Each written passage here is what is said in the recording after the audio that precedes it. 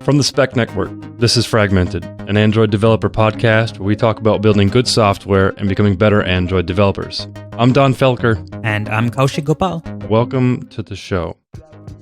Squash bugs in less than a minute with Instabug. Now, let's say you just finished developing your application and you want to have it tested to get some feedback on it. So, of course, you send it out to your users. And unfortunately, they discover bugs in your app. That happens to all of us. And you know how it goes from here. The feedback process is tedious, and you never get enough data back from the end users. This is where Instabug can help you out. Instabug is an SDK that provides your beta app with a super intuitive bug reporting and feedback solution that helps you reproduce errors and iterate much faster. Now then, when your app goes live, you can track how your app is performing through their smart auto crash reporting solution, which identifies similar crashes, groups them together, and also measures their severity according to its impact on your users. You can reproduce and fix the errors much faster by inspecting the complete stack trace and other app data attached with each crash report. Furthermore, you can use Instabug without ever having to change your workflow. That means you can have the same feedback delivered right to the tools that you're already using. Some integrations include Jira, Slack, GitHub, Trello, and many more.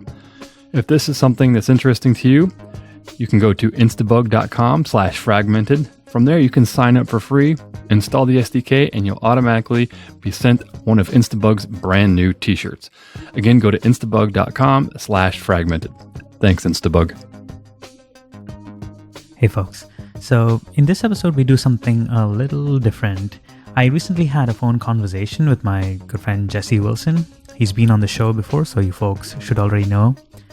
He's been doing some really interesting stuff with Kotlin Multiplatform, and I've actually had some conversations with him before outside of the podcast about some of the ways he's been doing some of this interesting stuff at Square, even before Kotlin Multiplatform. So in this episode, I actually go into some of those details. I try to pepper him with questions about how he thinks about this whole multi-platform project. And this is a little unstructured. It's not like our typical fragmented shows. This one is really just a phone conversation that he and I decided to hit record on. Without further ado, enjoy the show.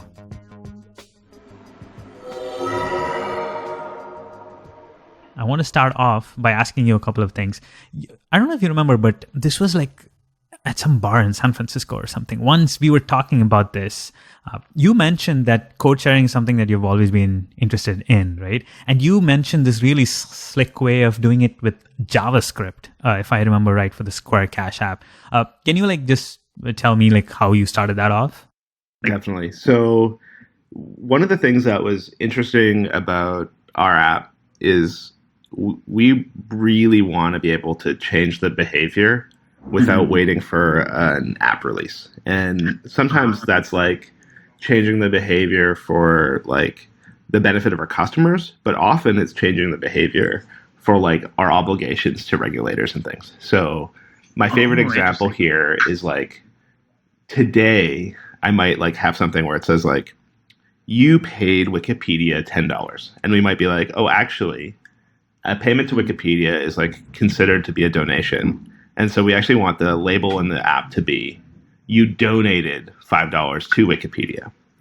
And so, interesting. So in order to do that, we basically want to be able to say anywhere in the app, we want to be able to make the copy, all the strings, rather than putting them in a strings XML file. We want something that's even more dynamic and where the strings of a particular payment screen or something could change independently. And so if I just pose you as that as a potential problem, it's what are how do you solve that? Yeah, that's a fantastic question because now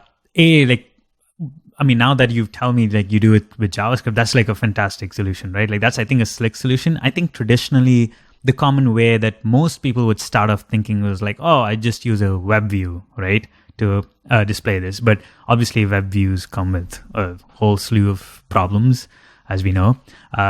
The other second solution was like, oh, you just try it, like, just repeat the same code in different platforms, but that has a whole set of problems. The biggest problem with the different platforms is that it prevents us from being able to make a change today and have it happen retroactively to apps that our customers got, 3 months ago. Right. I like that aspect because like it isn't so much so the code sharing with the solution that you had, but it's more like being able to like release these updates instantaneously to users, right? Without having to ship app updates. Yeah. So the way it mostly works is we client side, we have like basically a JSON model for every payment. And then we have some JavaScript that says, given that JSON model, return something that has like the title, the subtitle, the label of the button, maybe some other places. Yeah, their text that we show on the payment screen, and then maybe even like list view, or I guess your recycler view, and you want to see a whole bunch of payments. Give me the summary, and so we have a JavaScript function that like takes basically a full payment JSON in. And then returns the set of strings. And what's probably neatest about it is that the contents of that JSON is mostly opaque to the mobile team. And so like shove in a new field like charity equals true. The server team knows about it, and the same team is maintaining this like JavaScript that goes from payment in and labels out. But the client developers basically never see that field. I see. So if I was a client developer on the team, basically, and this new functionality comes in, you would have to translate that to like models that the client team understands and then uses in the view logic, or is that also like, is that how it went, or like no? Is it like completely like how opaque was that? So it's not as opaque as we would like it. If we were to be doing it today, what we'd probably say is like, here's the JSON, and like the client doesn't even ever parse it into a model. So that was the ideal, and it worked relatively well. And we're actually we were really happy with it, and it solved a whole bunch of problems. But basically, a lot of issues with like how the interface into our JavaScript APIs work has made this it like if it was just as simple as like basically looking up a string resource. I think we would be really happy with this, but what's happened today, this is something we shipped like 3 years ago. What's happened today is there's like basically the JavaScript isn't as fast as we'd want it to be.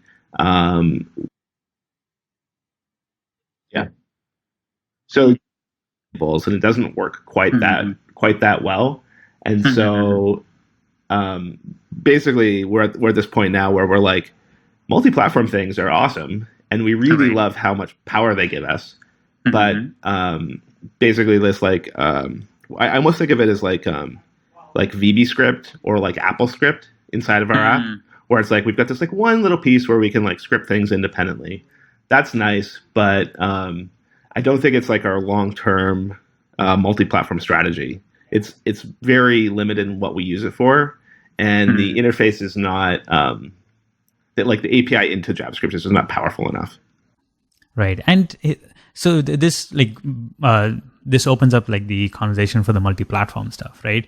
That's also something like historically multi-platform, like with the at the C layer, this was also possible, right? Before like the Kotlin multi-platform solution, we could still do that, right? And famously, I think Dropbox or someone wrote that post, but it was a very similar problem, right? Where the JNI layer is just torturous to deal with, right?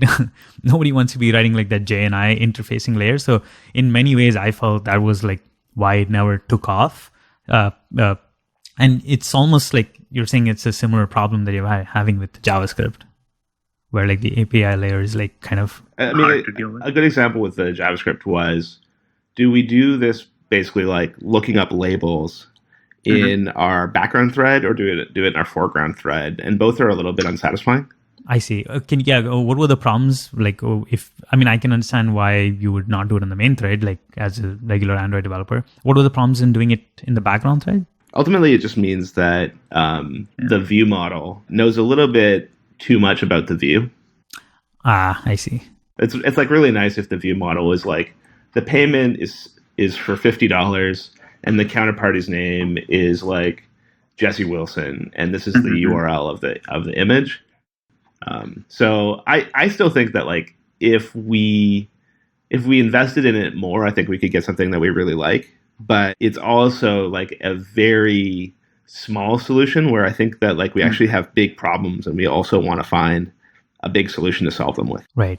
So there are like, even like before we get into like the Kotlin multi-platform stuff, I want to ask you a couple of things, right? How do you even think about like this whole sharing thing? Because the way you posed the first problem with what like the JavaScript thing solved was like pretty good, because it was like, hey, the primary goal was how can I change logic on the fly, right? And so that definitely was the solution.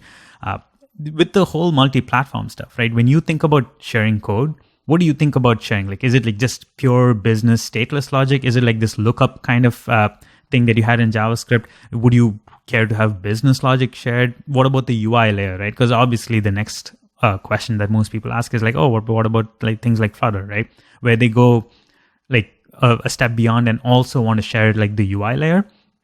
And then there's like the database, the networking. How do you think about it? Like, what is your ideal layer of separation for sharing code? All right, so I'm gonna get a bit metaphysical here. So with Android, I think that the initial set of Android developers, a lot of us came from like maybe like the Java server-side community, and we all had, I think like we all had software architecture as a kind of like a religion or something we'd really bought into.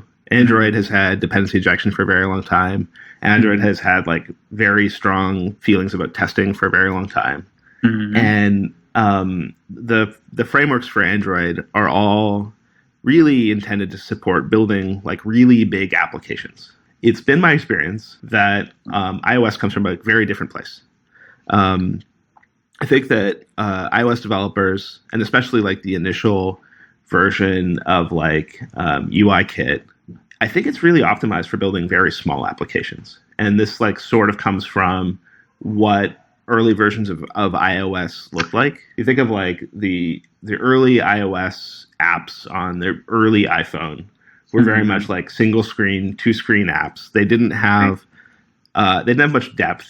And I think that like the iOS fundamental architecture really like leaned into that, where there's no activity abstraction, and even things like these libraries and things on iOS, there's not nearly as big of an open source community on iOS, and there's not like 15 different navigation libraries, for example.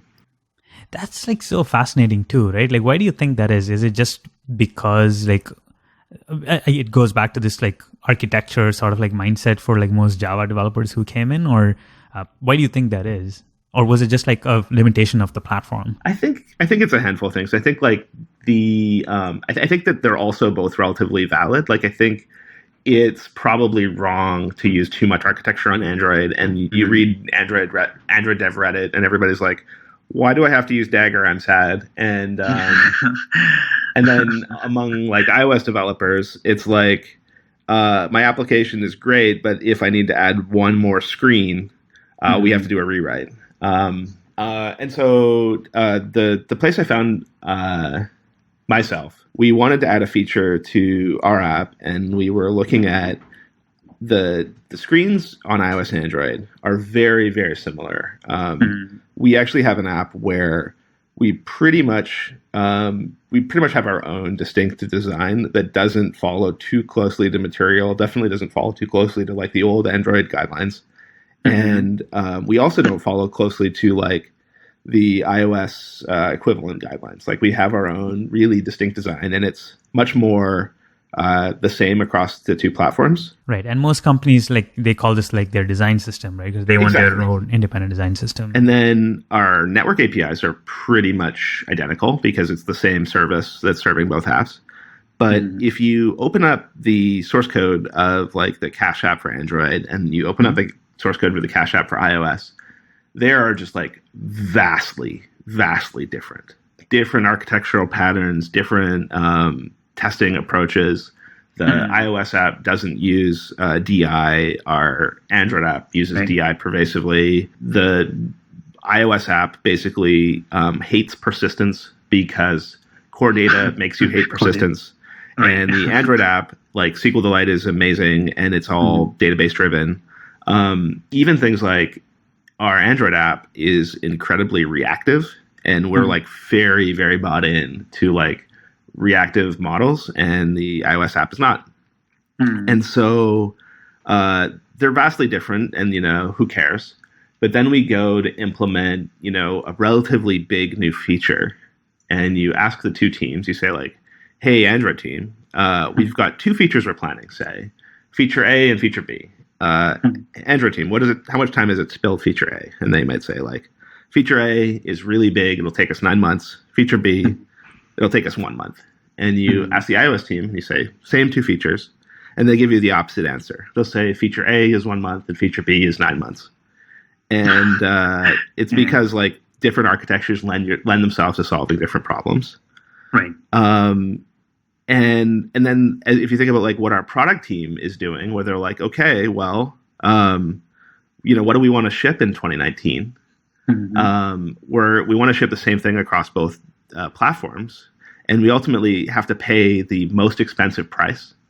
Right? There's nothing. It's not like we're going to ship feature A on one platform and feature B on another. We have to ship on both. Right. And so the fact that our architecture is different has become a massive liability. Right? We don't even care if like it's like having 1 month on both platforms. I don't think is a thing, but because ultimately these like different architectures have different trade-offs. They make certain things easy and they make certain other things hard. Absolutely. And like we've seen a very similar thing in Instacart too, like where, the same thing, like because of this whole reactive paradigm, like if you have to like combine 4 network calls and then do something, we're like, oh yeah, just like 2 days, like, just fiddle around with like some RX operators and we're there. Versus, yeah, if like we didn't, in the past when we didn't have RX on like the iOS side, this was like, no, this is like a 3-week affair. So yeah. And so the fact that the architectures are wildly different is, to me, the biggest problem that we need to solve. Interesting. And like what I mostly want is the architecture, independent of sharing any code. I want the architectures to converge. So my ideal is that like next year, feature C and D, whatever time it takes for feature C to build on iOS correlates really closely with what time it takes to take on Android. Nice. And so what that means is like, and the approach you went with this was to like, regardless of code sharing, just having both platform developers think of a feature being architected or built in the same way, right? Like that's the step one. Yeah, that makes perfect sense. And so what it means is that like we have to start using the same vocabulary. So on iOS, we have a thing called the content model. On Android, we have a thing called the view model. And we also have a thing called a view model on Android that is not the same. And so what we want to do is basically get Android and iOS developers to do basically architecture reviews or design reviews for each other, potentially do code reviews, and even things like here's the schema of our Android SQLite database. Does this like look like what you're doing on iOS? And if we can get those things to converge, then ultimately, like the thing I'm most interested in is agility. So we can say, let's build a feature, and we can build it on both platforms. And if the architectures are aligned, then the amount of work should be aligned.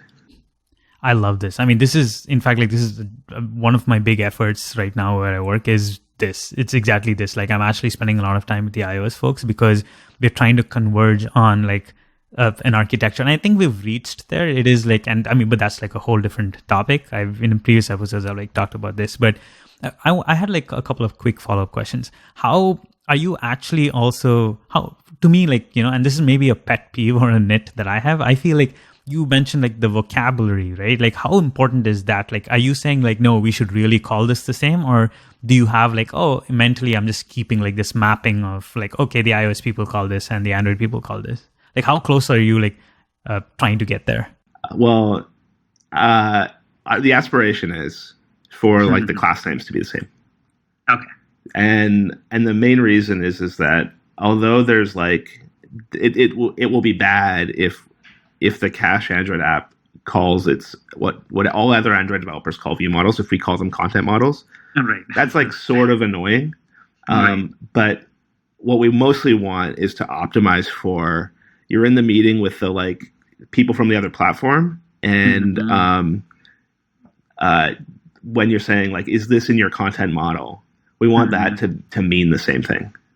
And so even like we want to converge on vocabulary. We want to converge on like how we identify basically navigational patterns. So, is it a bottom sheet or is it, I don't even know what the heck we call it on iOS.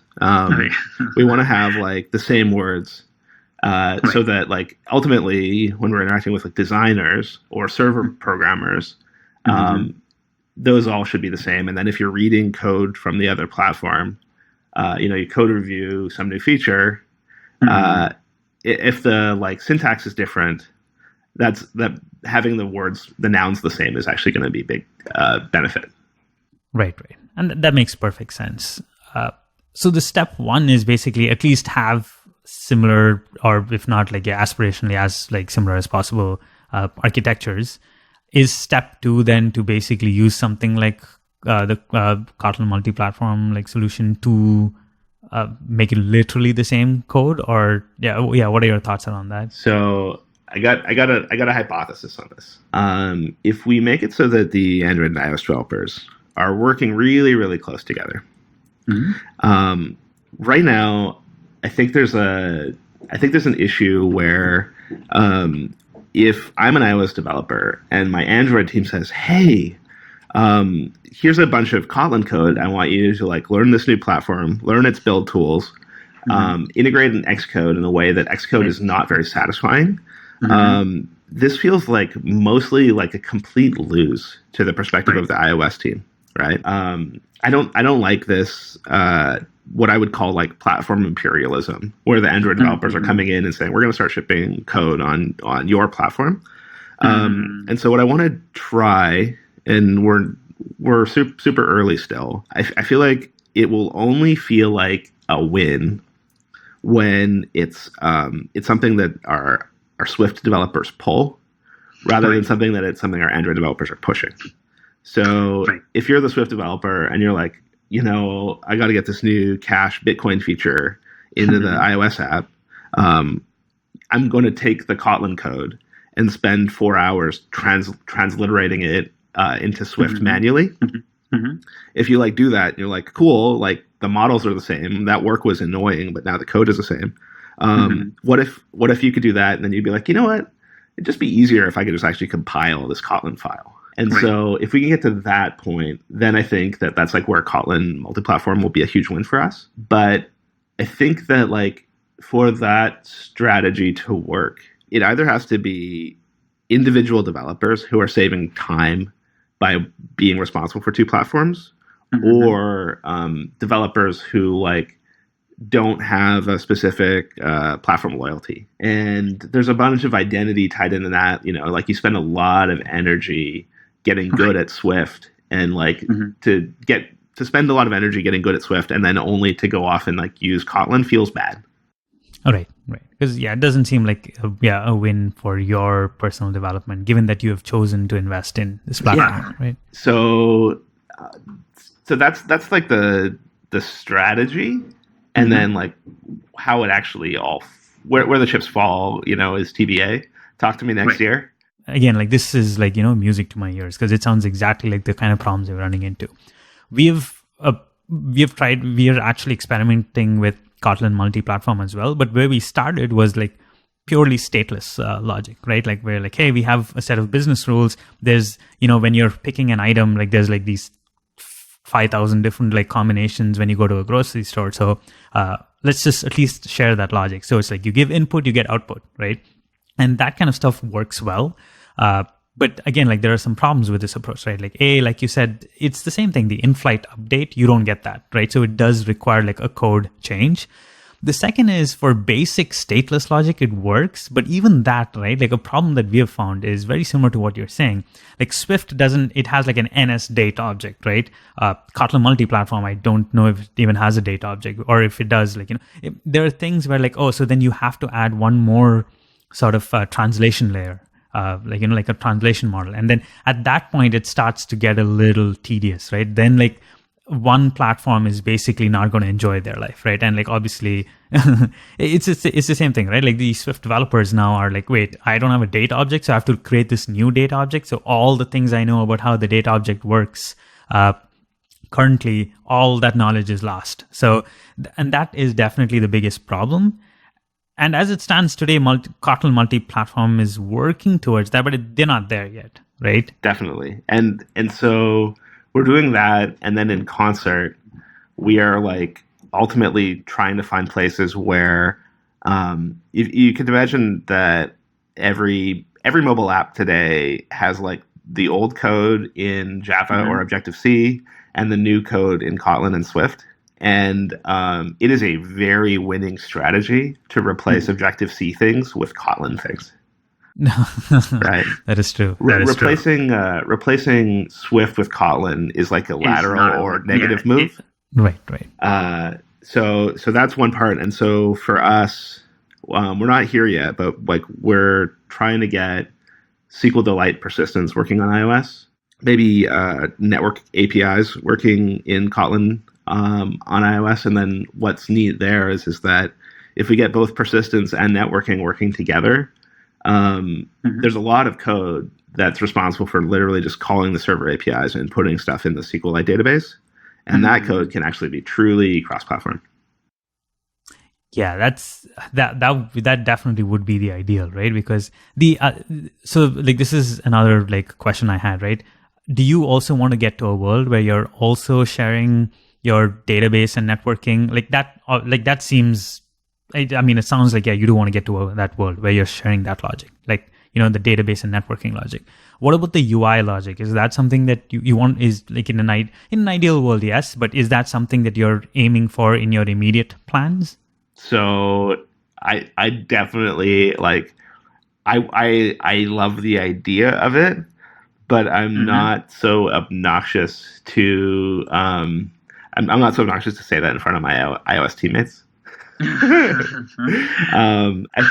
think that like I think the sweet spot in 2019 is Kevin Galligan from TouchLab, who we're working with, has this amazing quote. He said, shared logic is like the history of computers.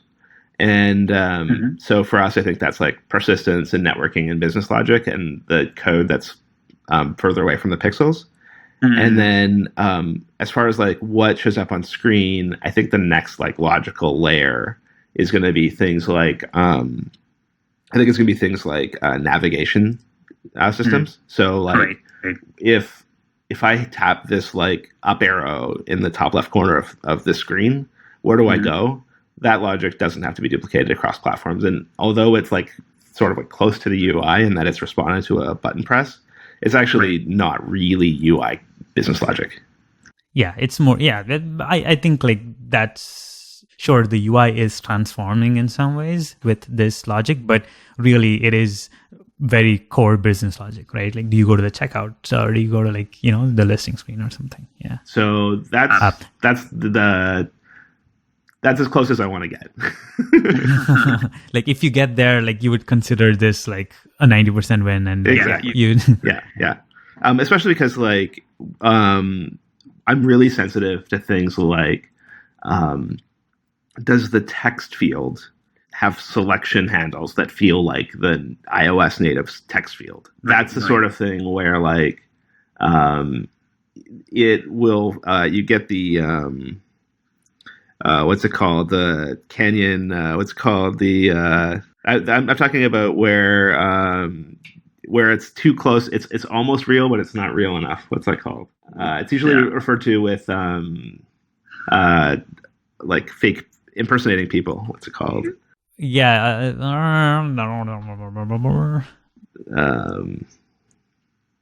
Anyway, we want to make it feel like it'll come. It'll come to us. I want to make it feel like really real, and I think the best way to make it so that like the scroll behavior balances with the exact same physics as like the current version of iOS. I think for that, like that means necessarily that like that's the code that gets shared absolutely last. Yeah, that's like as close to because you need to get very close to the middle at that point, right? To be able to emulate that you have to get as close to how the platform asks you to perform that. So yeah, cool. All right. I love this. So what are the next plans for what your efforts are in Kotlin multi-platform? Because I imagine a lot of people want to also help with this. I know, we have the exact same problem it's almost like word to word the same kinds of situations that we're in. What are your thoughts around this? Actually, let me rephrase these specific questions. A, what do you think other people can do if they have a similar problem? B, what do you think are specific next steps for you in this multi-platform project? Where's the progression of this project? So I think that in 1993, if you were me and you were 12 years old, you would identify as a Nintendo person or a Sega person. Yeah. And I think in 2009, you would be an Android person or an iOS person. And I think we have to put those identities away and become mobile developers. I think that what that means is that we want to start, identifying our mobile programming conferences not as DroidCon, but as MobileCon or something like that. Absolutely. So I think there's a lot of identity. I think that means that not just reading the Android dev Reddit, but presumably there's something for iOS that's equivalent. Yeah. The one I follow is this thing called Objective-C.io. It's objc.io, I think, is and they have some good art. It's similar, but And do you think that's by virtue of people spending time building mobile applications, eventually you reach that point where you're able to gloss over? Or do you think it was the advent of Swift and Kotlin? Because both are very similar and they're such beautiful languages as against Objective-C and Java, right? Because ideologically, I like your approach and I would, but if you had asked me even 4 years back when we didn't have Swift and Kotlin, I would not necessarily subscribe to that, right? So for me personally, I know it's because these languages are similar and they're both very beautiful languages, then I'm okay working with either, right? I think you're exactly right. Yeah. And I think there's actually a bunch of other things that are not beautiful both platforms have that we want to get rid of. I think that with, is it Jetpack Compose? Yeah, that's right. Jetpack Compose. The days of XML layouts may be numbered. Yeah. I think that XML layouts are something that we potentially hold our nose and do, but I don't think that they're I don't think that XML layouts is actually the most ideal way to express a layout. I think that on iOS, like I said, core data is a thing where I don't want to learn. I don't want to learn core data. Just full stop. Just at certain point, your preference will overtake your sanity, right? Exactly. Yeah. And so I think that there's this best of all worlds opportunity where we can have really good tools that are native tools that work on both platforms. And so that's something I'm eager for. And then for developers working on their teams, I think that if you can start contributing to both platforms, if you start contributing to both platforms and start reading code on both platforms and appreciating the fact that both platforms are very, very similar, I think that that's where we're all going. I love that idea. You have to change Fragmented, the podcast name, to be an Android and iOS developer podcast. I find that will be annoying. Yeah, I know. And it doesn't have the same ring to it, I think. It's not as catchy, but we'll try to come up with something. Yeah, maybe defragmented. Oh, yeah. I also need to ask, were you a Sega or Nintendo person? I think definitely Nintendo. Nintendo, yeah. You sound like a Nintendo. I personally was a Sega person, but that's mostly because I grew up on Sega. Like it was the advent of Sega, like where I was, and yeah, I was. Yeah, I love that analogy. I'm going to totally use that, by the way. I think maybe the thing that's sad is that like the Sega people all lost, right? I know, that's why it was like, and the thing is, it kills me. I love Nintendo as well. Don't get me wrong. I think Nintendo just like executed better, but I don't know what it is. Like I never knew why like Sega lost, because people loved it, and I loved it. I know like it was a fanatical like following, right? Like I actually probably like have some of my cartridges, my Sega cartridges from like the early days. I don't know what it is, but I guess like Nintendo is. I mean, yeah, you're here, and I don't even think listeners, like, the listeners of today even know what a Sega is. So I've got the word that we were looking for. What is it? Yes, please. Uncanny Valley. That's the word I was. Uncanny Valley. Ah, yes. So when you're using an app that is emulating another platform, this is like the old Cordova problem. It's like, right. It looks right. I just can't place my finger on why it's not the real thing. Right. It's like close enough, but it's not close really. Like, it's just not close enough to be able to tell a difference. Yeah, Jesse, this was a lot of fun. Just like some last parting thoughts. What do you think about like going all in, like with things like Flutter? Because you can choose to not answer that, but like it's up to you. Because I know like some people have like very strong feelings against Flutter.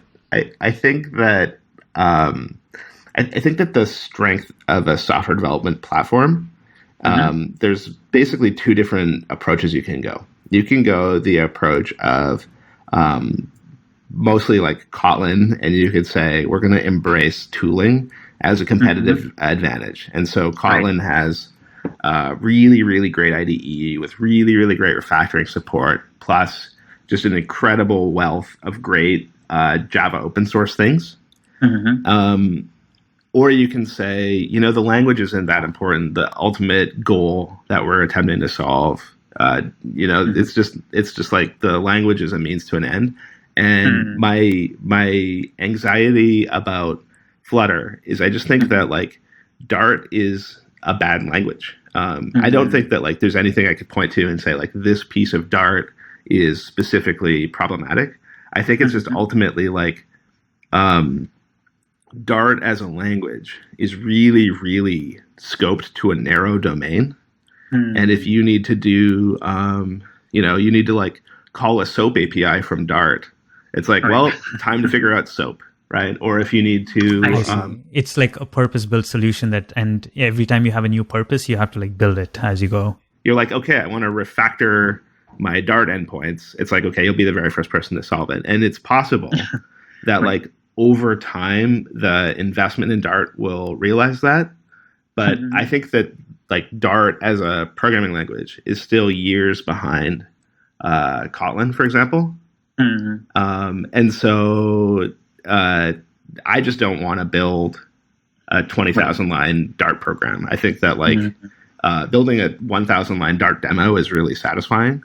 But I'm basically going to wait until Dart is the Dart ecosystem is more baked. And then I guess like the one other piece of that is that, again, my friend Kevin Galligan says that like the future of Dart is far less certain than the future of like the Android platform as a development target. And like Google has shown that they will like kill these things when they are no longer profitable. I just don't see I don't see like the happiness of being a Dart programmer if Google gets cool on. Right.